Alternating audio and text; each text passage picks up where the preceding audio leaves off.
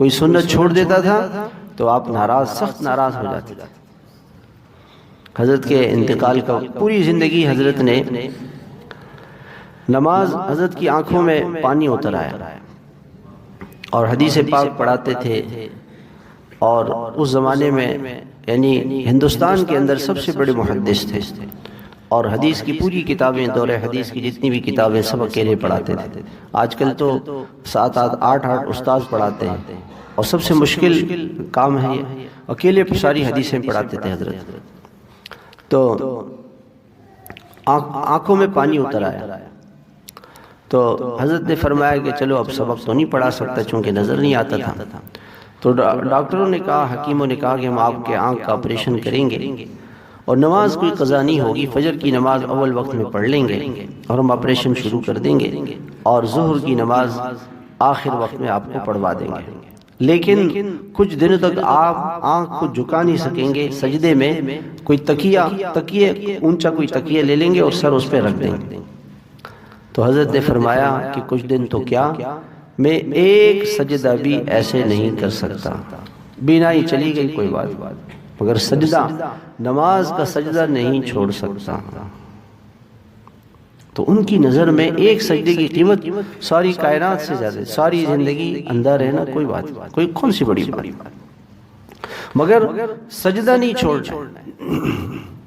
نماز ایسی پڑھنی ہے کہ جو نماز اللہ جس نماز کو پسند فرماتے ہیں، اس لیے کہ سب سے زیادہ قرب بندے کو نماز میں سجدے میں حاصل ہوتا ہے۔ جب بندہ ایک سجدہ کرتا ہے تو اللہ کے قریب ہو جاتا ہے، اور حدیث میں آتا ہے کہ اقرب ما یکون العبد اذا کان ساجدا الی ربہ، سب سے زیادہ اللہ کے قریب ہوتا ہے بندہ جب وہ سجدے میں ہوتا ہے، اور فرمایا کہ سجدہ کرنے والا ایسا ہے گویا کہ اللہ کے قدموں میں سجدہ کر رہا ہے، اللہ پاک کے قدموں میں وہ سجدہ کر رہا ہے۔ اب جن کو سجدے کا مزہ ہے وہ آنکھ کے دیکھنے سے زیادہ مزہ، جن کو سجدے میں زیادہ مزہ آئے گا وہ آنکھ کی قربانی دے دیں گے مگر سجدے کو نہیں چھوڑیں۔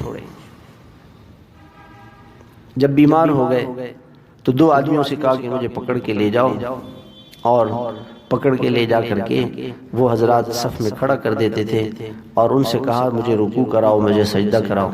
تو لوگوں نے کہا کہ حضرت جب اتنی مشقت آپ اٹھا رہے ہیں اور چل نہیں سکتے تھے تو پاؤں ایسے رلتے ہوئے، ایسے پاؤں گھسٹتے ہوئے چلے جاتے۔ تو لوگوں نے پوچھا کہ حضرت آپ بیٹھ کے کیوں نہیں نماز پڑھتے؟ فرمایا کہ جناب رسول اللہ صلی اللہ علیہ وسلم جب بیمار ہو گئے تو 2 آدمیوں کے سہارے سے آپ مسجد تشریف لاتے، تو میں بھی چونکہ 2 آدمیوں کے سہارے سے نماز پڑھ سکتا ہوں، اس لیے میں 2 آدمیوں کے سہارے سے نماز پڑھوں گا تاکہ یہ سنت بھی زندہ ہو جائے، تاکہ یہ سنت زندہ ہو۔ مشقت کو کیا دیکھا، اور ساری زندگی بیٹھ کے نماز نہیں پڑھی، بیٹھ کے نماز نہیں۔ تو یہ حضرات ہمارے جو بزرگ تھے میرے محترم بھائیوں، ایسے سنتوں کے عاشق تھے، کہیں سے ان کو سنت مل جائے۔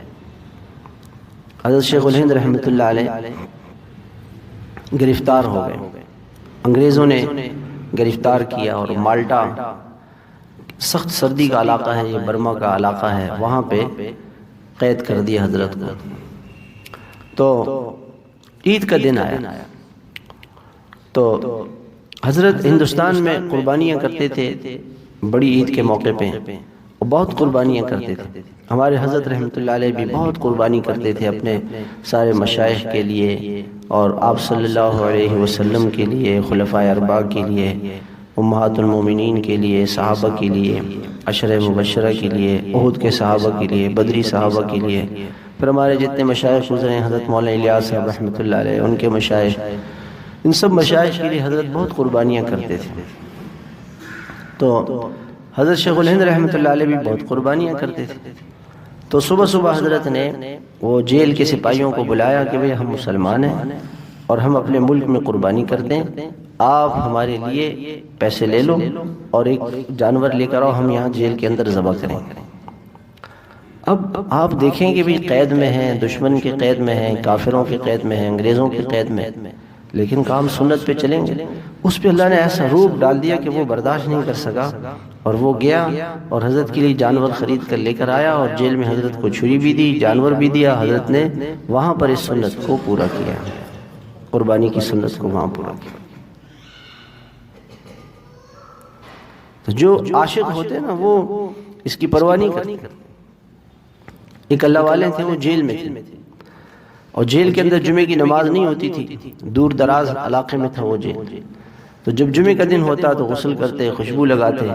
جمعے کا وقت ہوتا تو کپڑے بدل کے جیل کے دروازے تک آتے کہ اللہ میں یہاں تک تو آ سکتا ہوں اور میرا ارادہ تھا کہ میں جمعے کی نماز پڑھوں، لیکن دروازہ بند ہے اس لیے میں واپس جاتا ہوں.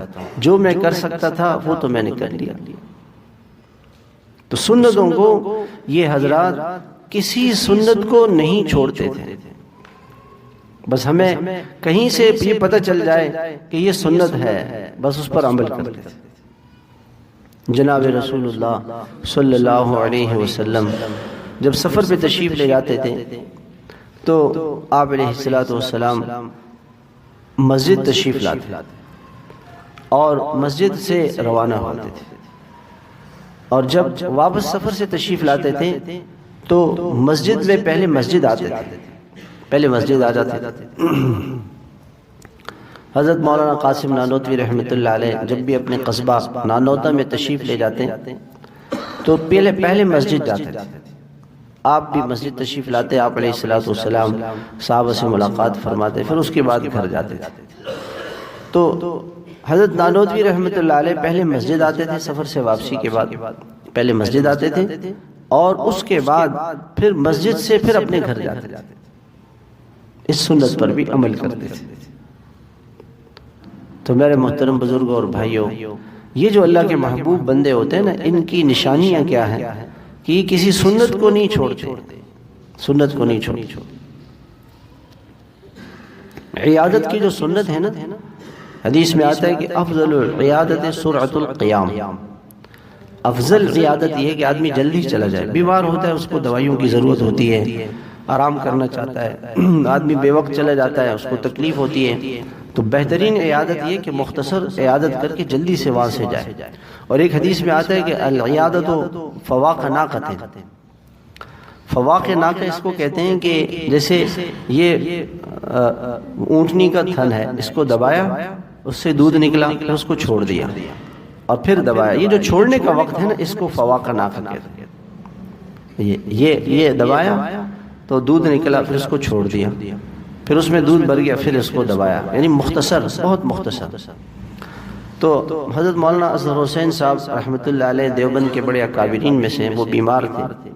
تو حضرت شیخ الہند رحمۃ اللہ علیہ تشریف لائے اور تشریف لا کر کے مصافحہ کیا اور فرمایا حضرت خیریت سے، اور پھر واپس جانے لگے.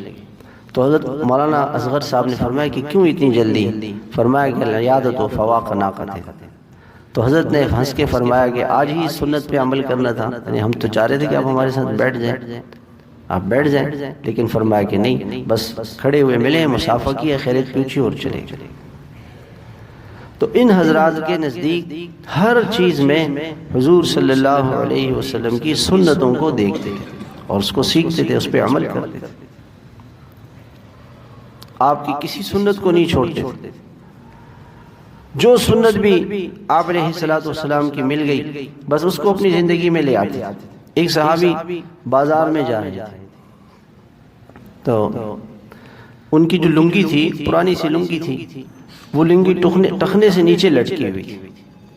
تو آپ علیہ الصلوۃ والسلام تشریف لائے. آپ نے فرمایا کہ ارفع ازارک فإنہ اتقى وأطہر، کہ اپنے اس لنگی کو اوپر کر لو، ٹخنے کھول لو، اس لیے کہ اس سے ایک تو جو لنگی ہے وہ نیچے مٹی میں خراب ہو جائے گی، نیچے مٹی میں خراب ہو جائے گی، اور دوسرا یہ ہے کہ یہ یعنی تقوی یہ ہے کہ آدمی سنت پر چلے، اور سنت یہ ہے کہ آدمی ٹخنے کھول کے رکھے، ٹخنے کھول کے رکھے. تو اس صحابی نے کہا کہ یا رسول اللہ، یہ چھوٹی سی پرانی سی لنگی ہے، یہ اگر میں لٹکا کے چلوں گا اس میں کون سا تکبر آ جائے گا؟ انہوں نے یہ حجت پیش کی کہ یا رسول اللہ، اگر یہ پرانی سی لنگی ہے، یہ میں پہن کے چلوں گا تو اس سے میرے اندر کیا تکبر آئے گا؟ تو آپ علیہ الصلوۃ والسلام نے ایک جملہ فرمایا، اما لک فی اسوۃ، کیا میری سنت پہ نہیں چلو گے؟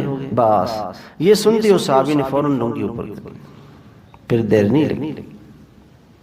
نہیں لگی، فوراً آپ علیہ الصلوۃ والسلام نے جب آپ نے یہ فرمایا اما لک فی اسوۃ، کیا میری سنت پہ نہیں چلو گے، بس یہ سنتے ہی اس صحابی نے وہ لنگی اوپر کر دی۔